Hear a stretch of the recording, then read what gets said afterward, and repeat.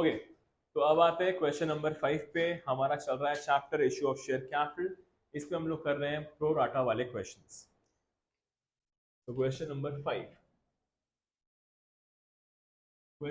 5 में सबसे पहले इशूड, यहाँ लिखा हुआ है E limited issued 1 lakh shares of ₹10 each. तो यहाँ पे कंपनी ने 1 lakh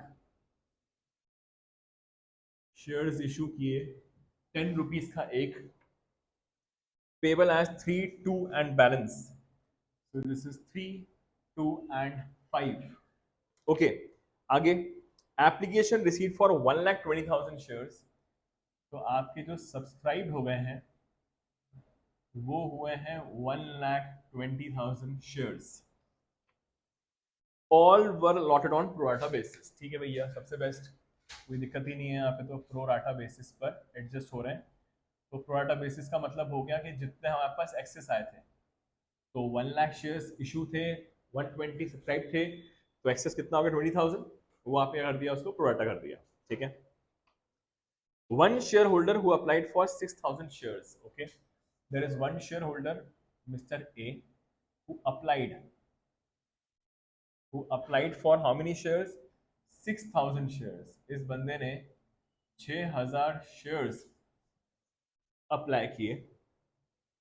didn't pay his allotment and final call. Okay, इसने आपको अलॉटमेंट का अमाउंट पे नहीं किया, तो मैं लिख के काट दूंगा यहाँ पे, अलॉटमेंट काट दिया।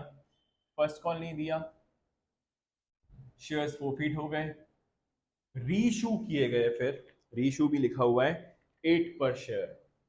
रीशू जो हुए हैं वो हुए हैं 8 रुपीज पर शेयर। सो यहाँ पे ये रहा छोटा सा क्वेश्चन, करते हैं इसको स्टार्ट। देखिए, याद रखिएगा, अब तक जो हमने क्वेश्चंस किए हैं 1 से लेकर 4 तक, वहां पे कोई भी ऐसा डिफॉल्टर नहीं था। There was no share holder जिसने डिफॉल्ट किया अमाउंट। पर यहाँ पे आपका डिफॉल्ट आ रहा है by mister A. There is a share holder mister A, उसने आपको अमाउंट पे नहीं किया अलॉटमेंट और फर्स्ट कॉल का। अगर क्वेश्चन में अलॉटमेंट और फर्स्ट कॉल अमाउंट पे नहीं है, दैट इज अगर कोई ऐसा पर्सन है जिसने अमाउंट पे नहीं किया है और क्वेश्चन में प्रोराटा है, तो यहाँ पे आपको बनाना पड़ेगा पहले द वर्किंग नोट। सो यहाँ पे हम लोग बनाएंगे पहले वर्किंग नोट। सो यहाँ पे देखिए, लिखेंगे सबसे पहले अप्लाइड और अलॉटेड। समझिएगा इस चीज को बहुत ध्यान से, अप्लाइड और अलॉटेड। तो यहाँ पे क्या हो रहा है, अप्लाइड का मतलब है कि जितने शेयर्स लोगों ने एज अ होल अप्लाई किए हमारे कंपनी के पास। अप्लाइड का मतलब है कि जितने हमारे पास सब्सक्राइब होके आ गए, लोगों ने जितने सब्सक्राइब किए वो यहाँ पे आता है। तो लोगों ने जो आपके पास सब्सक्राइब किए हैं वो किए हैं 1,20,000 शेयर्स। तो अप्लाइड मतलब सब्सक्राइब, तो ये आ जाएगा 1,20,000। और हम लोगों ने उनको कितने शेयर्स दिए, हम लोगों ने 20,000 का प्रोराटा किया है, तो हमने शेयर्स दिए हैं सिर्फ और सिर्फ कितने, 1 लाख शेयर्स। तो यहाँ पे आ जाएगा अलॉटेड में 1 लाख शेयर्स। तो लोगों ने आकर हमारे पास मांगे हमसे शेयर्स 1,20,000, उन्होंने मांग करी 1,20,000 की, पर हमारे पास शेयर्स देने के लिए थे सिर्फ 1 लाख, तो हमने सिर्फ और सिर्फ 1 लाख ही शेयर्स उनको अलॉट किए। क्लियर? इन्हीं 1,20,000 शेयर्स में से एक बंदा है, एक शेयर होल्डर है, जिसने अप्लाई किए थे 6,000। मतलब उसने हमसे कितने शेयर्स मांगे, 6,000 शेयर्स मांगे। तो अगर उसने हमसे 6,000 शेयर्स मांग लिए हैं, तो क्वेश्चन अराइजेस उसको कितने अलॉट किए गए होंगे। ठीक है, तो यहाँ पे 1,20,000 वालों को 1 लाख दिया गया, तो 6,000 वालों को कितना दिया गया, ये करोगे आप क्रॉस मल्टीप्लीकेशन। क्या करेंगे हम लोग, क्रॉस मल्टीप्लीकेशन। सो यहाँ पे हो जाएगा आपका 6,000 multiplied by 1 lakh divided by 1,20,000। तो यहाँ पे आ जाएगा आपका 1 2 3 4, 1 2 3 4। So this will give you 5,000 shares. तो इसका मतलब ये हो गया कि मिस्टर ए ने मांगे भले ही हमसे 6,000 शेयर्स की डिमांड करी थी, पर क्योंकि हमने सबको ही प्रोराटा किया है, सबके ही शेयर्स को एडजस्ट किया है, सबको ही शेयर्स कम कम दिए हैं, हम लोगों ने 1,20,000 वालों को सिर्फ 1 लाख दिए हैं। इसका कहने का मतलब ये है, किसी ने अगर 12 शेयर्स मांगे हमने उसको 10 दिए, किसी ने 24 मांगे तो हमने 20 दिए, किसी ने 120 मांगे तो 100 दिए। लाइकवाइज मिस्टर ए ने हमसे 6,000 शेयर्स की डिमांड करी होगी, तो हमने उसको कितने शेयर्स दिए हैं? सिर्फ और सिर्फ 5,000 शेयर्स ही दिए हैं। Is that okay? अब तो यहाँ पे जो भी एंट्रीज होंगी, जो भी आपका कॉल्स एंड एरियर्स आएगा, वो सब 5,000 के हिसाब से आएगा। बस यहाँ पे लिख लूंगा एन सर्कल करके, इसके 5,000 शेयर्स हैं इसके पास। ओके, अब ये हो गया आपका पहला वर्किंग नोट। अब दूसरा working note for mister A exclusively. अब मिस्टर ए ने हमको कितना अमाउंट पे किया होगा, अब ये देखते हैं। तो यहाँ पर एप्लीकेशन पर मिस्टर ए ने 6,000 शेयर्स मांगे थे, तो 6,000 शेयर्स के हिसाब से उसने हमको 3 रुपीज़, क्योंकि उसने हमसे 6,000 शेयर्स मांगे तो 6,000 के हिसाब से उसने 3 रुपए एप्लीकेशन में दे दिए होंगे। तो he must have paid 6 3 18,000 rupees उसने हमको दे दिए होंगे। बट क्या उसके पास सही में 6,000 शेयर्स थे क्या? नहीं थे। कितने उसके पास? सिर्फ 5,000। तो कायदे से इसको 5,000 शेयर्स के हिसाब से 3 रुपीज़ 15,000 रुपीज़ ही देने चाहिए थे। दिस इज द अमाउंट जो उसने एक्चुअल में पे किया। पर जब हम लोगों ने कैलकुलेशन किया, क्योंकि ये प्रोराटा था, देखो उसको पता था नहीं कि ऐसा कुछ होने वाला है, ना हमको पता था, तो एक्चुअल में जब देखा गया तो उसको सिर्फ और सिर्फ कितने देने चाहिए थे कायदे से एप्लीकेशन पे? 15,000। क्योंकि 15,000 देने चाहिए थे, तो यहाँ पर उसने हमको एक तरीके से 3,000 रुपये एक्सेस दे दिया। तो ये आ गया है आपके पास excess which we have received at time of application. तो क्योंकि एप्लीकेशन पे एक्सेस आया है, तो प्रोराटा का मतलब ही होता है कि जितना आपके पास एक्सेस आता है आप क्या करते हो? उसको एडजस्ट करते हो अलॉटमेंट पे। जब हम लोग 20,000 शेयर्स पे 3 रुपीज 60,000 रुपीज एडजस्ट करने वाले हैं, 60,000 रुपए सभी शेयर्स के मिलाकर, उसी में एक शेयर होल्डर है मिस्टर ए, उसके हम लोग 3,000 रुपए एडजस्ट करने वाले हैं। Is that okay?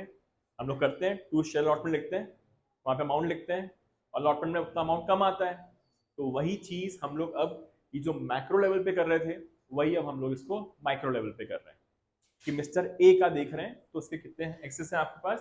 3,000। अब हम लोग ये चेक करेंगे कि इसको अलॉटमेंट पे कितने देने चाहिए थे। अलॉटमेंट पे इसको देने चाहिए थे 5,000 शेयर्स के हिसाब से 2 रुपए, क्योंकि इसके पास कितने शेयर्स हैं एक्चुअल में? 5,000। देखो इसने मांगे भले ही 6,000 थे, पर हमने इसको दिए कितने? सिर्फ 5,000।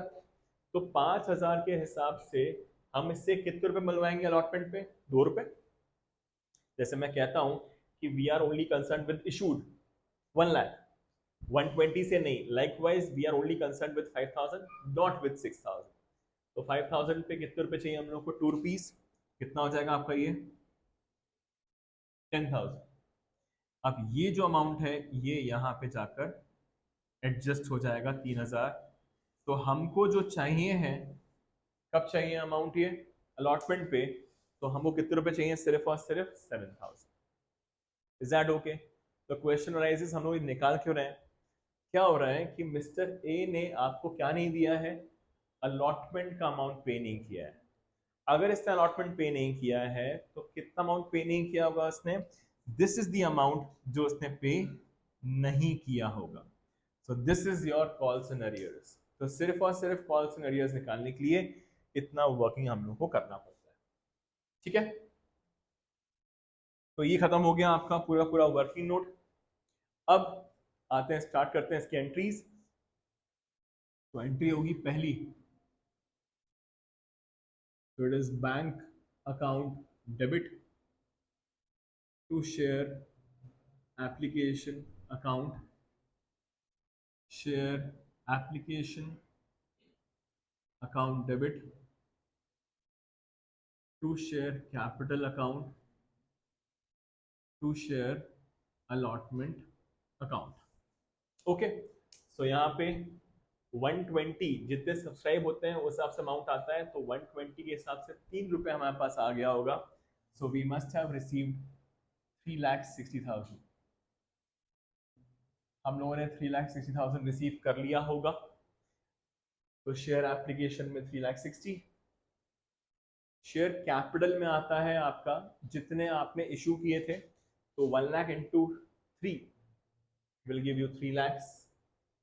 और जितने आपके एक्सेस थे 20,000 शेयर्स आपने प्रोडक्ट में एडजस्ट किए हैं, तो 20,000 शेयर्स एक्सेस थे जिसपे आपको 3 रुपये 60,000 रुपये एक्स्ट्रा आ गए थे, तो ये आपने एडजस्ट कर लिए होंगे अपने अलॉटमेंट में। क्लियर? तो ये हो गई आपकी एप्लीकेशन की एंट्रीज। आगे बढ़ते हैं अलॉटमेंट पे। तो अलॉटमेंट की एंट्री होगी share allotment account debit to share capital account. दूसरी एंट्री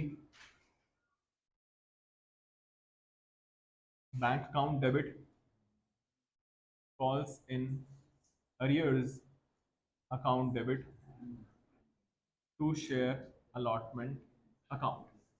ओके, तो यहाँ पे 1 लाख के हिसाब से 2 रुपये चाहिए हम लोगों को। So we just need ₹2 lakhs। So we need 2 lakhs as a whole in the allotment। अब इस 2 lakhs में से आपको बताया हुआ है जितना पैसा आपके पास एडजस्ट होता है अलॉटमेंट पे उतना अमाउंट कम हो जाएगा। तो यहाँ पे 2 lakhs में से 60 एडजस्ट हो गया, तो यहाँ पे कितना आ जाएगा आपका 1,40,000। तो ये तो बेसिक्स है जो हम पढ़ चुके हैं 1 से लेकर क्वेश्चन नंबर 4 तक, वही चीज़ कर रहे हैं अपन लोग। अब यहाँ पे एक्स्ट्रा चीज़ क्या हो रही है आपकी, देखिए वहाँ पे इसलिए मैंने बेसिक्स करवाया ताकि बार बार वो चीज़ न समझा पाऊँ, इसलिए मैंने ब्रैकेट से अमाउंट लिखे भी नहीं है। तो कॉल्स एंड क्वेरीज में कितना अमाउंट आएगा, ये वाला अमाउंट आएगा। अलग से आप कैलकुलेशन मत करना 5,000 इंटू 2 या तो 6,000 इंटू 2 मत करिएगा प्लीज, ये हम लोगों ने वर्किंग नोट इसी के लिए बना के रखा हुआ है। तो ये 7,000 इज द अमाउंट जो पे नहीं किया गया। तो 140 में से 7 नहीं आया तो कितने रुपए आ गए होंगे आपके पास, 1,33,000 आपने रिसीव कर लिया होंगे। क्लियर? समझ में आता है इतना? आगे बढ़ते हैं। अब शेयर फर्स्ट कॉल की एंट्री। तो share first call account debit to share capital account. अब फर्स्ट कॉल पे देखेंगे 1 लाख शेयर से मतलब है, 120 से मतलब नहीं है, और हम लोग को 5,000 से मतलब है, 6,000 से मतलब नहीं है। सो फर्स्ट कॉल पे 5 रुपीज, 1 लाख शेयर्स पे 5 रुपए बुलवाए होंगे आपने, तो ये हो गया 5 lakhs एंड 5 lakhs। नेक्स्ट होगी आपकी बैंक वाली एंट्री। अब बैंक में आपका फिर से कॉल्स इन अरियर्स आएगा because of mister A, because of mister A. So mister A का अब कॉल्स इन अरियर्स आप कैलकुलेशन करोगे, क्योंकि इसमें जो कैलकुलेशन में आता है amount that is for the allotment only. Okay, तो यहाँ पे होगा आपका 5,000 शेयर्स है मिस्टर ए के पास, 5,000 पे उसने फर्स्ट कॉल के 5 रुपए नहीं दिए, सो ही हैज नॉट पेड 25,000। यहाँ पे आएगा 5 lakhs आने चाहिए थे, 5 lakhs में से 25 नहीं आया, तो we must have received how much, 4,75,000। Clear? So ये हो गई आपकी फर्स्ट कॉल की एंट्री भी कंप्लीट, खत्म हो गया है। अब इसने अगर फर्स्ट कॉल नहीं दिया है तो हम लोगों ने क्या कर लिया, इसके शेयर्स को फोरफीट से एंट्री हम लोग पढ़ चुके हैं पहले ही। तो share capital account debit to share forfeiture account to calls in arrears account. ये मैंने पढ़ाई थी वाली एंट्री, इसको बहुत अच्छे से एक्सप्लेन किया था पिछले वाले वीडियोस में, जहाँ पे मैंने सिर्फ और सिर्फ शेयर्स नॉर्मल क्वेश्चंस करवाए थे विदाउट प्रोएटा वाले। ठीक है, सो शेयर कैपिटल में उतना अमाउंट आता है जितना आज तक बुलवाया गया है। तो मिस्टर ए की बात की जाए क्योंकि उसी के शेयर्स फोरफीट हो रहे हैं, तो 5,000 शेयर्स पे आज तक जितना बुलवाया गया, तो आज अगर इसने अलॉटमेंट ऑफ फर्स्ट कॉल नहीं दिया है तो मतलब हम लोगों ने फर्स्ट कॉल तक बुलवाया होगा। फर्स्ट कॉल तक बुलवाया मतलब कि पूरे 10 रुपीज़ हम लोग बुलवा चुके हैं मिस्टर ए से। तो 5000 पे 10 रुपये बुलवाए हुए हैं, तो this will give you 50,000, 5000 into 10, और शेयर फीचर में उतना आता है जितना उसने आज तक पे कर दिया। सो उसने क्या पे किया है, उसने सिर्फ अलॉटमेंट ऑफ फर्स्ट कॉल पे नहीं किया, तो उसने एप्लीकेशन पे किया, हाँ कि ना। ये ये गलती होती है यहाँ पे, समझिएगा ध्यान से प्लीज। यहाँ पे जो अमाउंट आना चाहिए आपके हिसाब से वो गलत होगा, दिखाता हूँ।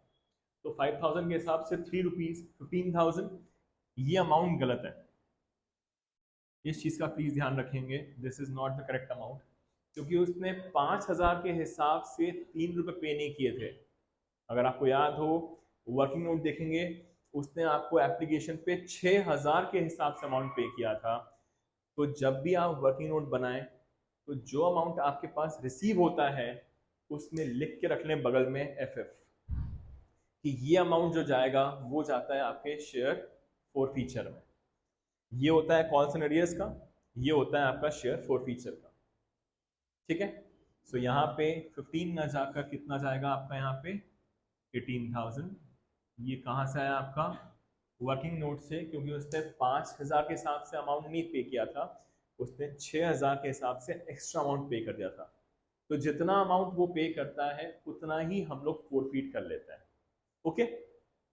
अब कितना अमाउंट उसने पे नहीं किया है, तो उसने अमाउंट पे नहीं किया था अलॉटमेंट में, देखिए 7,000, ये 3,000 जो एक्स्ट्रा पे किए थे, एडजस्ट किए थे ना अलॉटमेंट में, तो अलॉटमेंट पे उसने पे नहीं किया 7,000, और फर्स्ट कॉल पे उसने पे नहीं किया था 25। तो 25 plus 7, ultimately he didn't pay 32,000 as a whole. So this is basically 7,000 for allotment and 25,000 for first call. Clear? So ये हो गया आपका खत्म for mister A, that is हम लोगों ने कर लिए इसके शेयर्स फॉरफीट। अब लिखा हुआ है रीइशू करेंगे, तो रीइशू करने की एंट्री होती है आपकी बैंक अकाउंट डेबिट। अच्छा, रीइशू देखिए कितने पे कर रहे हैं हम लोग, 8 रुपए पे कर रहे हैं। शेयर है कितने का, 10 वाला कितने में बेच रहे हैं, 8 में, तो there is a discount of 2 rupees. Discount की एंट्री में शेयर फीचर होता है जो, उसको आपको करना होता है डेबिट।